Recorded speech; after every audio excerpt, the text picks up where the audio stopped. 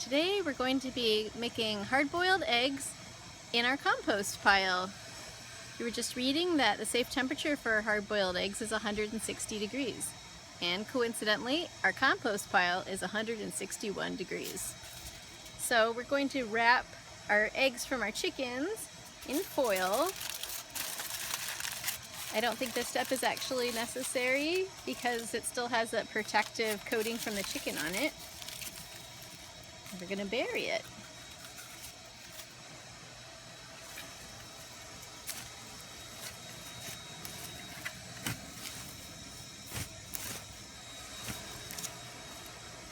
And also, when we move the soil, you might see or might not see that a lot of steam is coming out of the compost pile.